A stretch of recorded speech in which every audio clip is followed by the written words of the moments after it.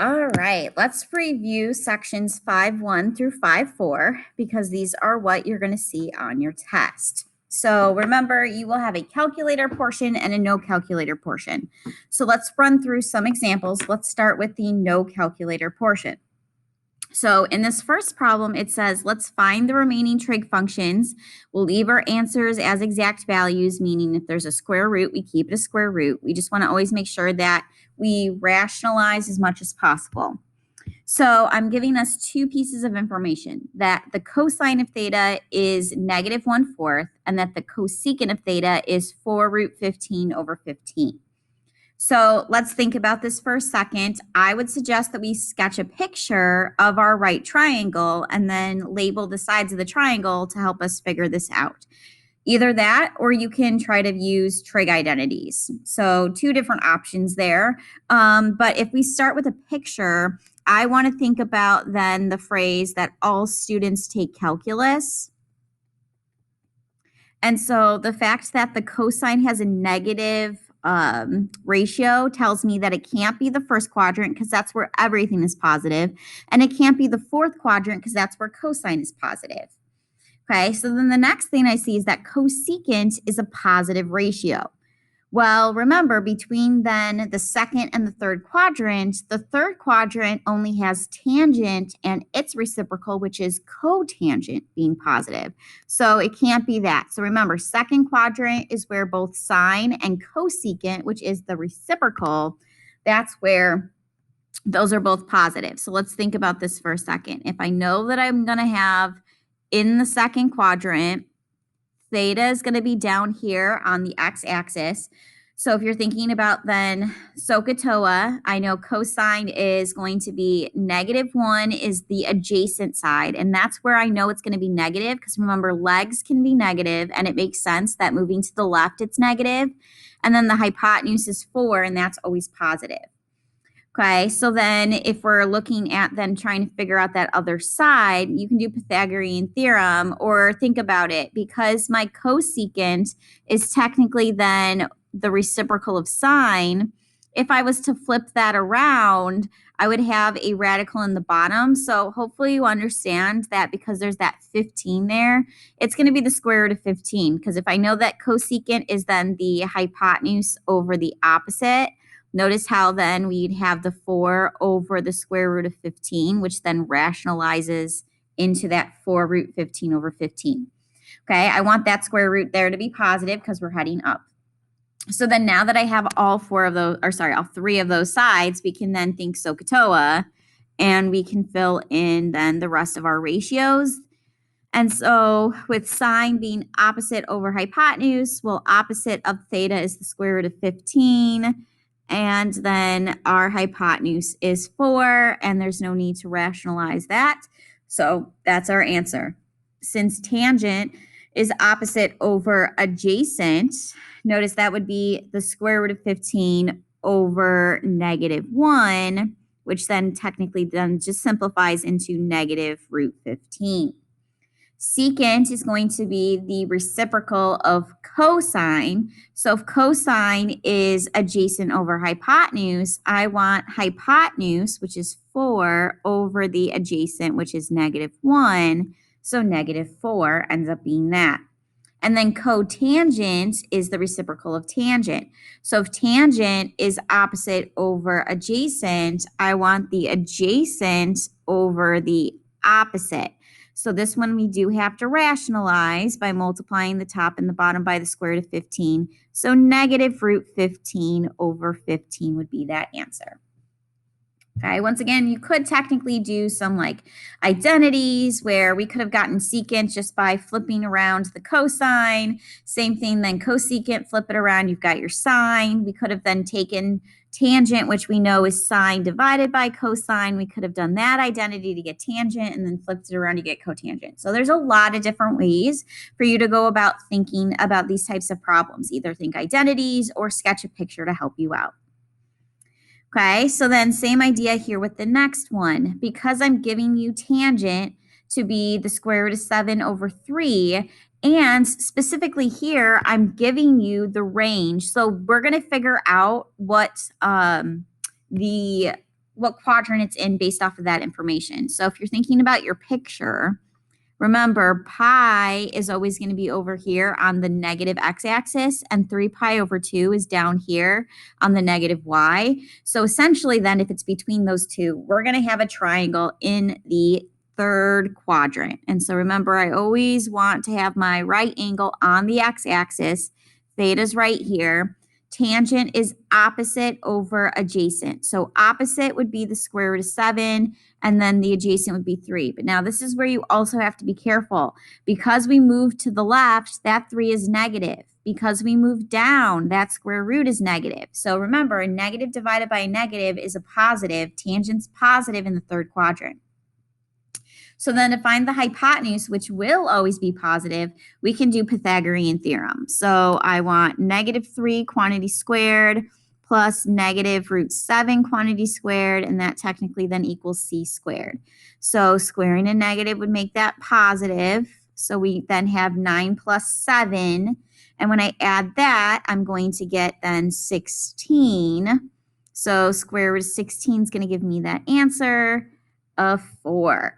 So now that I have all my sides, we can think once again of SOHCAHTOA to then find our ratios. So with theta being over there, opposite is across. We know adjacent is the leg right next to it, and 4 is the hypotenuse. So with all of that, sine being opposite, so negative square root of 7 over hypotenuse, which is 4, there's my answer.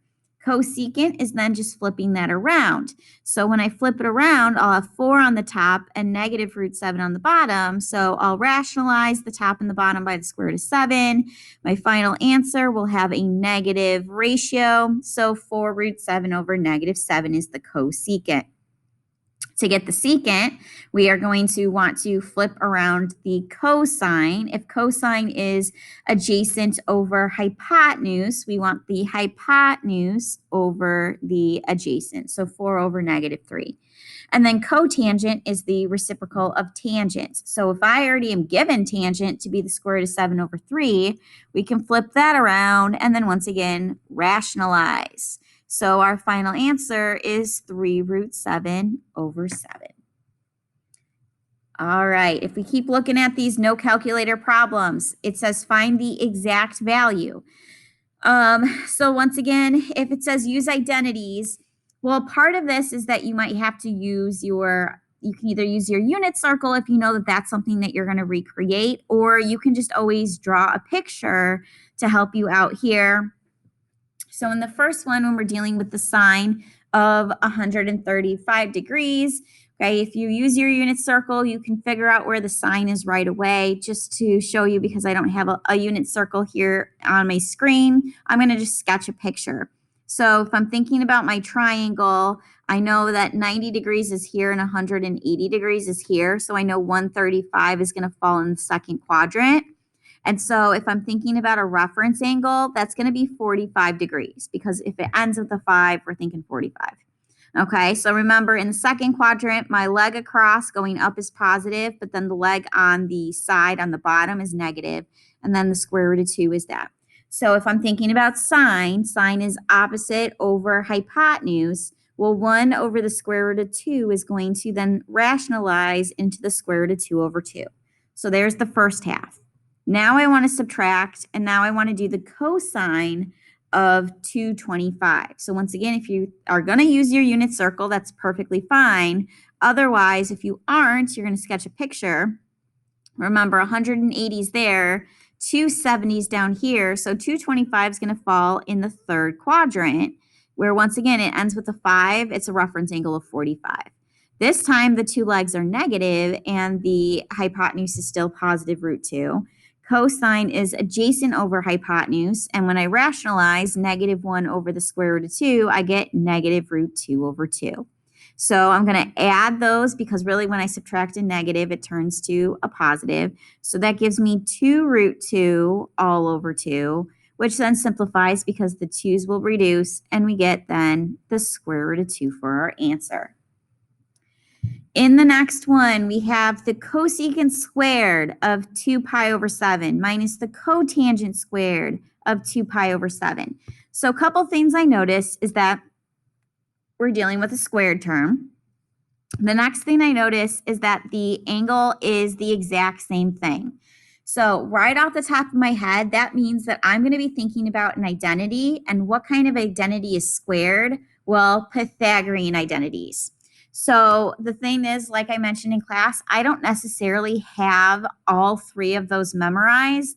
And so once again, the only one that I have memorized, so I'm going to show you, I'm going to have to manipulate this a little bit, is that sine squared plus cosine squared equals 1.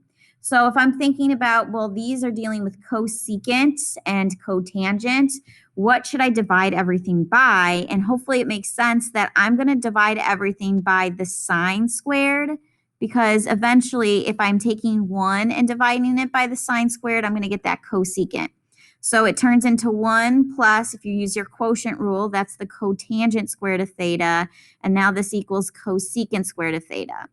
Okay, so this is the identity that I want us to focus on. And notice that because it's cosecant squared minus cotangent squared, that means that they just manipulated this. How did they subtract? Well, they moved the cotangent over, and look at what that's leaving you with. It's leaving you with 1. So then if this is technically the same Pythagorean identity, they just replaced the theta with 2 pi over 7. So that means that my final answer is just 1. That's what it equals. So hopefully that makes sense. In the next one here, we've got the tangent of 55 degrees minus the cotangent of 35 degrees. So what I noticed is that we don't have angles that are going to allow me to think about my special right triangles. Okay, 55 degrees and 35 degrees don't fall into either the 30, 60, 90 or the 45, 45, 90 triangles. So it's not like I can do something like problem 3 here. So the next best thing is I'm going to think about then, well, if I've got 2 different angle measures, maybe it has something to do with those cofunction identities. So if you're thinking about cofunctions, I do know off the top of my head that tangent and cotangent share relationship. Remember, tangent of theta would be the same thing as cotangent of 90 degrees minus theta. So let's think about this for a second. If I'm saying like the first term here is the tangent of 55 degrees, let's see if I can then manipulate that cotangent of 35 degrees, and let's see if we can turn it into tangent. Okay, so I'm going to take this cotangent of 35 degrees, and I'm going to follow this rule here. It's only that I can think of it as the cotangent of theta equals tangent of 90 minus theta. Okay, so I'm going to turn cotangent into tangent, and then I want to take 90 minus 35. And let's see what that gets me. Well, 90 minus 35, that's actually tangent of 55. So I'm going to bring this first one down. So essentially this problem is saying that we have the tangent of 55 degrees minus the tangent of 55 degrees. That's going to turn into 0. And that's my answer. Okay, so those were some no calculator problems. Hopefully you were able to follow along just fine. Please reach out to me if you have any questions. So now let's move on to some calculator problems. So the big thing is I would sketch a picture to help you out here. And then also, because they're calculator problems, you gotta know what mode your calculator is in. Notice how in this particular problem, I see some degree symbols here. So I know that I want my calculator. If you go to the mode button, remember, we want it to be highlighted in degrees. So make sure that that's the case. But let's sketch a picture. It says, from a bridge, Willie looks out and sees an anchored boat at an angle of depression of 12 degrees that is 75 feet away from the base of the bridge. So because these are all about right triangles, I'll sketch a right triangle. So from the bridge, Willie looks out. So that means that the bridge is obviously going to be up in the air. So I know that up here is where Willie is. And his line of sight is straight ahead. Okay, but his angle of depression is looking down. So here is the 12 degrees. It says that he's 75 feet away from the base of the bridge. Anytime we're talking about the base, we're talking about the bottom. So I know that's 75 because over here is like where the water is. So here's my boat. Okay, so now that I have that picture, it's saying how high is the bridge? I'm trying to figure out x. So remember, there's two different ways you can think about finding an angle inside of the triangle. If I look, these two angles are alternate interior angles, so I can definitely use the 12. Otherwise, we could technically use this other angle up here, but you would have to do 90 minus 12. So 90 minus 12 is going to give you a 78-degree angle. And then once again, it's kind of up to you to decide. I think I'm going to keep the 12 and I'm going to deal with that. So across from 12 is what I want. That's the opposite side. Right next to 12 is 75. That's a leg, so that's the adjacent. So if I'm thinking about SOHCAHTOA, I know that because I'm dealing with the two legs, we're going to focus on tangent. So I'm going to set it up as the tangent of 12 degrees to equal x over 75. I'll multiply both sides by 75 to get rid of that denominator. The nice thing about this is that that gives me then my x by itself. We already checked. We know that our calculator is in degree mode. So then we're just typing into our calculator 75 times the tangent of 12. And then it's not specifically asking me what I have to round to. So let's just round to the nearest tenth. So in my calculator, I am getting 15.9. And we're talking in feet here. So that is going to be the height of the bridge. Okay, and the next one, it says, at a point on the ground 60 feet from a flagpole, the angle of elevation to the top of the pole is 32 degrees. So if I'm thinking about my triangle, angle of elevation is always going to be the angle down on the ground. So that's 32. We're talking 60 feet from the flagpole is a point on the ground. Well, if we're talking about the ground, that means that 60 is going to represent that horizontal bottom. It says find the height of the flagpole. Here we know that height is going to represent then the vertical side. And it's now we are given a direction to the nearest tenth of a foot. Okay, so looking at what we have the two legs. So the opposite and the adjacent. So just like the last problem, we are dealing with tangent.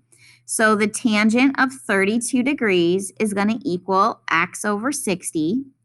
To get the denominator to disappear, we're going to multiply both sides by 60, and that luckily gives us the x by itself. We already know that our calculator is in degree mode, so 60 times the tangent of 32. Remember, to the nearest tenth means that it's one decimal place. So because in my calculator I see 37.49, that 9 tells me to round up, so 37.5, and we're talking feet still. Okay, if I take a look at the next one, a ladder is 14 feet long leaning against a tree house. So if I'm thinking about my triangle here, a ladder, if it's leaning against something, is it going to lie flat on the ground, and it's not going to be straight up into a vertical spot. So it's going to be then this side right here. So it's really then the hypotenuse, which is the ladder. The treehouse is 10 feet above the ground. So hopefully we're okay with then that's the vertical side. What is the angle formed with the ground? So I don't know that angle down there at the bottom. It says, please round to the nearest degree. So theta is down here at the bottom. 10 is given to us as the opposite. So if you're thinking SOHCAHTOA, opposite and hypotenuse are given, so that's sine. So sine of theta equals 10 over 14. But remember, in the calculator, to find the measure of an angle, we have to use then the inverse button.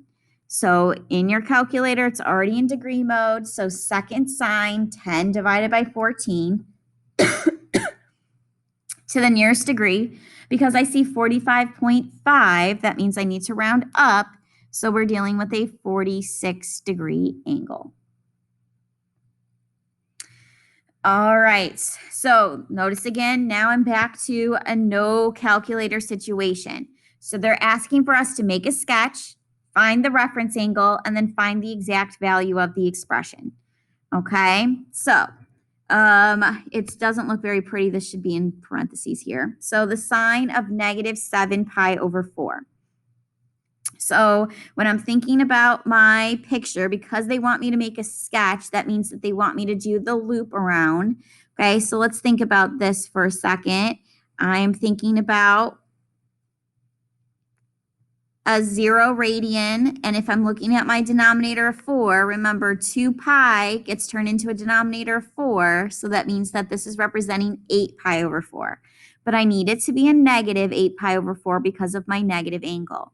That means we're moving in a clockwise position, so negative 4 pi over 4 is over here. Halfway would be on the bottom, so negative 2 pi over 4, and then up at the top would be negative 6 pi over 4. Okay, so remember, we'll always start with that initial side on the positive x-axis, and hopefully we notice that negative 7 pi over 4 is going to fall in between negative 6 and negative 8 for those numerators. So then I'm moving in a clockwise position to show my loop. There is my angle. So that's my sketch. Moving on to the next thing, it's asking for the reference angle. So your reference angle is really this little tiny angle right here, okay? So that little tiny angle, if you notice, is in the first quadrant. So if I wanted to, I could technically take the angle that was given to me and find a positive coterminal angle. And so because I know based off my picture it's in the first quadrant, once I find that positive coterminal angle, that is actually my reference angle, because any angle in the first quadrant is already an acute angle. So that would be our reference angle. So remember, I'm taking the initial angle that's given to us, and because I know that one rotation is 8 pi over 4, I'm going to add that on. And so that means that pi over 4 is really my reference angle. Then if it's asking for us to find the exact value, well, this is where you can then either do the, if you have your unit circle, or technically, now that I have my picture, I can think about a triangle. Okay, so I'm going to actually sketch my triangle over here down at the bottom, but understand that if I'm in the first quadrant, all of my sides are positive, and I know that this was my reference angle, which is pi over 4, so that's a 45-degree angle. So if it's a 45-degree angle, remember that means that the two legs are congruent and the hypotenuse is the square root of 2. So using that diagram, I can figure out that sine is opposite over hypotenuse, and then I can just rationalize, and so I get the square root of 2 over 2. And there are all three of the pieces that I'm looking for in that particular problem. So then same idea then with number 10. If I have the cotangent of 225, well, I want to sketch a picture of an angle in standard position with 225. So luckily for us, that's going to fall nicely already, because if it's 0 degrees and one full rotation is 360, we're going to be able to find it within that one particular loop around. So 90 degrees is up at the top, 180 is off to the side, 270 is down at the bottom. So if I'm thinking about, once again, my initial sides on the positive x-axis, 225 is going to fall here in the third quadrant. We're going in a counterclockwise position, so here's my loop starting at that positive initial side going down to the third quadrant. So there is my sketch of the angle. Now I need to figure out the reference angle. So remember, your reference angle is always formed with the x-axis and the terminal side. So that's going to be this little angle right here. So there is my reference angle. Notice that 225 is going to be greater than 180, but it's closer to 180 than it is to 360. So 225 minus 180 is going to give me that positive acute angle. So 225 minus 180 gives you a 45-degree angle. There is my reference angle. So then finally, I want to do the cotangent of that angle. So cotangent of 225. So notice that I'm in the third quadrant. So I'm going to sketch my picture where, notice that here was that 45-degree angle. Here's my right angle, like if that was the x-axis. Remember, the two legs are both congruent, but they're both negative if I move to the left and I move down. Your hypotenuse, though, is positive. Cotangent is the reciprocal of tangent. If tangent is opposite over adjacent, I want adjacent over opposite. But a negative divided by a negative is going to make that positive, so there's my third answer. All right, if I'm looking at 5 pi over 3 and I want to sketch a picture of that angle. So remember, it's a positive angle, so I know I'll be going in a counterclockwise position. Because it's a denominator of 3, if I think about changing 2 pi into a denominator of 3, that means one full rotation is 6 pi over 3. So I start at 0, I end at 6 pi over 3. Halfway would be 3 pi over 3. Up here is half of 3, so that would be 1.5 pi over 3. So down here would be 4.5 pi over 3. So notice that my initial side starts on my positive x-axis. Well, where's 5 pi over 3? That's going to be here in the fourth quadrant. And then once again, we're going in a counterclockwise position, and there's a sketch of my angle. Notice that we want to find this reference angle here formed with the x-axis. And so because we know that that's 5 pi over 3, it's closer to 6 pi over 3 than it is to the 3 pi over 3. So my reference angle is me taking 6 pi over 3 and subtracting 5 pi over 3 to get pi over 3. So then now if I want to figure out what the cosine of that 5 pi over 3 is, well, notice that we're in the fourth quadrant. So that means that if I was to sketch a picture of a triangle that looks like it's in the fourth quadrant, it would look like this. Pi over 3, remember, that's a 60-degree reference angle. So I know that moving down, the side across from 60 is going to be negative. So that's negative root 3. The side over on the top is going to the right, so that's a positive, and then your hypotenuse is always positive. So looking at that triangle, cosine is adjacent over hypotenuse, so it's 1/2. Okay, then finally we have a couple of true or false questions. So remember, here I'm seeing some squared terms. So I once again want to be thinking about my Pythagorean identities. Okay, I want to know, does this hold true? So once again, for me, I personally don't know. So I'm going to manipulate that sine squared plus cosine squared equals 1. Because I'm dealing with then secant, I know that that's the reciprocal of cosine. So I'm going to divide everything by cosine squared here. Okay, if I think about my identity, this is my quotient identity. That turns into tangent squared of theta. Notice that cosine divided by cosine would be 1. And like I said, the whole reason why I divided by cosine is because I wanted secant. Notice that everything here has the same angle measure, so that matches the theta. So it looks like this is definitely a true statement. In number 13 here, if the tangent is negative and the cosine is positive, it says that the angle terminates in the second quadrant. So let's think about that. If I have all students take calculus, tangent is negative, so that means the first quadrant and the third quadrant are out because that's where it would be positive. It says cosine is positive. Well, that's the fourth quadrant, so this would be a false statement. Okay, and then finally in this last one, notice that it says sine equals cosine. So the only time I'm able to say something like sine and cosine equal is if I'm thinking about those cofunctions. So then really what I want to look at are the angles. Notice that both of them say 42.